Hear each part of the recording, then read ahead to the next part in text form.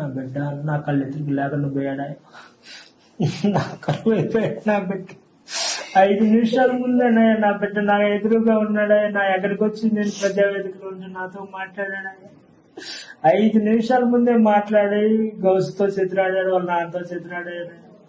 ఆ నుంచి వాడికి హాస్పిటల్ కన్నా నా ఫ్రెండ్ ఉన్నాడు అని చెప్తానని నా కళ్ళు ఎదురుగా పోయాడు. తీరా చూస్తే అక్కడ కళ్ళు తిరిగి పడిపోయారని వేరే వాళ్ళు ఫోన్ చేస్తే ఆడికి మేము పోయేలోపు 5 నిమిషాలే మాకు వాడికి రావు. 5 నిమిషాల్లో ఆడికి పోయే లోపలనే ఏం జరిగిందో కూడా అర్థం కాదు. అటు చేతులు పెట్టుకున్నా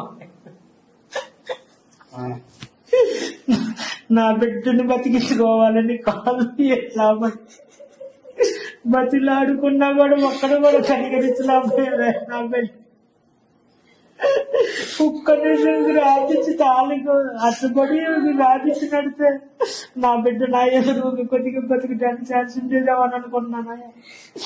బాబు 40-50 మంది కుర్రోళ్ళు ఇటు నెట్టి అటు నెట్టి అడ్డం తిరిగిసినా కూడా ఎవరు కళ్ళు ఇప్పించుకొని ఆడేవి. ఆ సమయానికి ఆయన వచ్చాడయ్యా. నా బిడ్డ నా కళ్ళు ఎదురుకు లేకుంటే హాస్పిటల్ పోయేసరికల్లా టైం దాటిపోయిందండి. 7:30 గంట దాకా పెట్టింది ఆ ట్రాఫిక్ నుంచి క్లియర్ చేసుకుని మేము ఊరు బయటకు పోయాలకి. ఆ టైం మొత్తం కూడా అక్కడ పోయింది.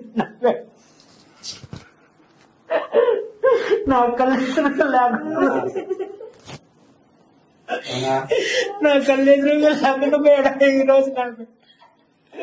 నా బిడ్డకి జరిగిన జరగదు. ఇలాంటి పెట్టి ఇలాంటి చేసి నా బిడ్డకి ఆ ట్రాఫిక్ సమస్య ఒకటి లేకుండా కొద్దిగా బతికేవాడు అని ఆశ ఉంటుందయ్యా నా బిడ్డకి. ఆ ఆశ కూడా లేకుండా చేశారని నా బిడ్డ కరువు అయిపోయాడయ్యా. నాకు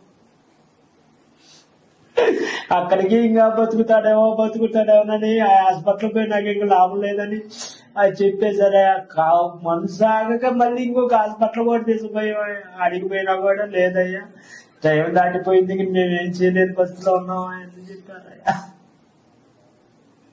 నా బిడ్డకి జరిగిన అన్యాయం వీటికి ఇస్మింటి సభ ఎలాంటివి పెట్టకూడదయ్యా. అసలు ఎవరు పెట్టి జనానికి ఇది కాకూడదయ్యా.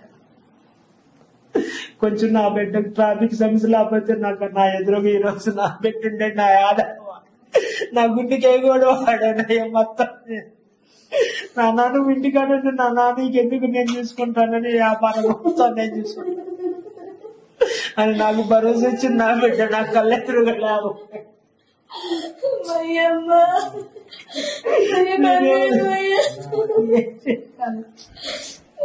నా బిడ్డ నా ఎదురుగా లేకుండా పోతే మా వాడికి చేయాలి వీడికి చేయాలి నాన్న. నన్ను నమ్ముకొని చాలా మంది కుర్రోళ్ళు ఉన్నారు. వాళ్ళకి ఏదో ఒకటి నేను న్యాయం చేస్తానమ్మా, నేను చేసి పెడతానా అని అన్ని భరోసాలు ఇచ్చి లాస్ట్ కి వాడే లేకుండా పోయి అన్నాను. వాళ్ళ ఆశలు కూడా నెరవేర్చలేకుండా పోయాడు. Please subscribe to Leo News for more videos.